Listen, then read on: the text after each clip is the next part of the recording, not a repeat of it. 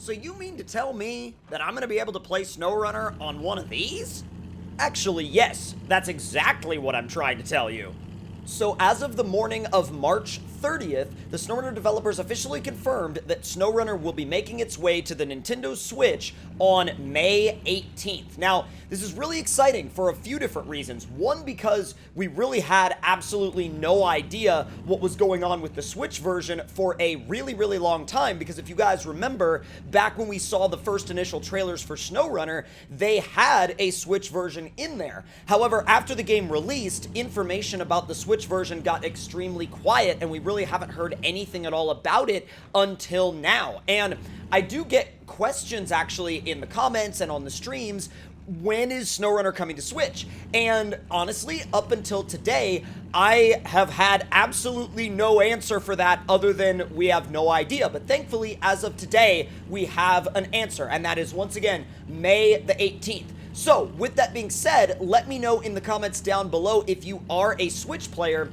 and if SnowRunner is something that you will be adding to your Switch collection. Now, I will admit I do have a Switch, although I don't really use it as much as I use my other consoles, and when I do use my Switch, it's mainly for games that are exclusive to the Switch. So, if I'm playing something like SnowRunner, I'm going to be using either my Xbox Series X or my PC for a game like that. But if the Switch is your only console, I could definitely see how you would be jumping at the chance to get your hands on SnowRunner on the Switch. So once again, let me know in the comments down below if you plan on actually playing SnowRunner once it comes out on the Switch.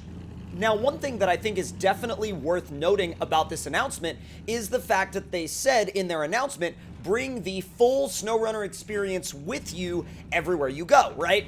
And the wording there, the full SnowRunner experience, right, that would imply that they're not pulling anything out of the game for the Switch version. Now, a lot of people I've seen sort of in the community have been a little bit skeptical of the feature set that could be available on the Switch version, but to be honest, you know, it might not have the same level of graphics as the other consoles, which, to be fair, is pretty much expected, but at the same time, you know, it could very well have all the DLC, all the maps, all the vehicles, and if that's the case, I think being able to bring that entire experience with you wherever you go is going to be absolutely incredible. Like, there's really going to be no other game that has attained that at that point. There's really no other driving game, no other off-roading game has really been able to achieve something like that on a mobile level. And when I say mobile level, I'm not talking about, like, you know, Android or iOS. I'm talking about the mobility factor of being able to pick up your Nintendo Switch and take it with you somewhere. Now, granted, it's a little bit bigger than a phone, but it's still a lot more mobile than, you know, picking up your Xbox and your TV and taking it somewhere. That's not exactly mobile. Now, I'm sure the question of console mods is going to arise as far as, like, will this version be getting console mods? If so, how will they work? How many will be included? And really, that is a question that we do not have any sort of answer to yet. The developers have yet to comment on anything like that. At least they have yet to release any public information on that yet. However, I am not sure how that's going to work with the fact that, you know, some of the older systems, for example, like Xbox Ones and Xbox One S's in particular, also original PS4s, have shown some overloading and crashing issues with console mods at the moment. And so I can only imagine that if you tried to do that to a Switch, it might actually legitimately explode. I don't know if that's the case or not. But then again, at the same time, you know, who knows how many things they've been working on behind closed doors, because think about it, right? The game came out almost exactly a year ago now, and this is the first we've heard of the Switch version basically ever since the original trailer. And so who knows what they've been working on in the background for all of that time. There could be so many different things that they've been working on in the background that we as a community have no idea about and have yet to see. And remember, they're still also working on Phase 4 in the background as well. Now, my question is, will the phases be released on a different timeline or the same timeline? Because that would be kind of weird, right? Because if the Switch version is dropping in a little bit over a year after the original release, Will it just come included with all of the content from all of the phases, or will it get a separate rollout schedule? I feel like the more logical option on their part for that would just kind of be to include all of that content in the Switch edition as is, or maybe if they were going to split it up, maybe they would have like a standard Switch edition and a premium Switch edition. Who knows? I'm just really hoping that they include all of that content just in one base Switch edition. But once again, let me know your thoughts and opinions on how you think they should do that in the comment section down below, and let's get a little bit of a conversation going about it, because I really do love talking about this kind of stuff with you, and not only talking about it, but really exchanging those ideas and opinions with you guys, because not only does that impact the development of, the development of what we see in the game, but it also sparks some really cool conversations, and I really enjoy having those with you guys in the comments.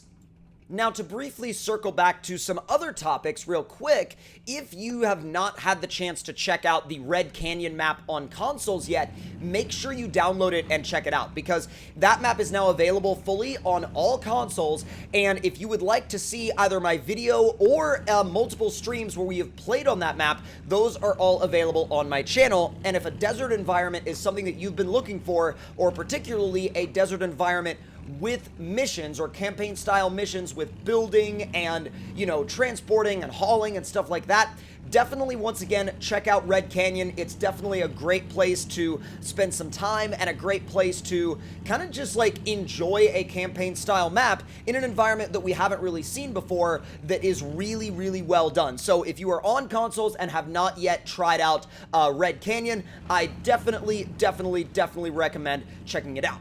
Now, in terms of updated console mods that have recently gotten updates and are worth checking out, I definitely recommend checking out Yansor's Low Trailer Pack. It adds some new semi-trailers that are really cool. Also, Truck Life Improvements is also back, which basically includes a variety of truck tweaks and hauling tweaks and just things that make the game overall a little bit more smooth. You also have a bunch of new maps, including Remo's Moto Park, which recently got an update on consoles, as well as Ranger's M4x4, which you should definitely check that truck out if you haven't already. That one is a really cool little, it's almost like a heavy-duty Scout, and I definitely would recommend giving that one a try if you have not yet checked it out. And also, if you're down for a twin steer tweak, definitely check out the Truck Life Twin Steer. That one is basically, if you wanted to just kind of go crazy with a twin steer on consoles, that one I definitely would recommend giving a try, for sure.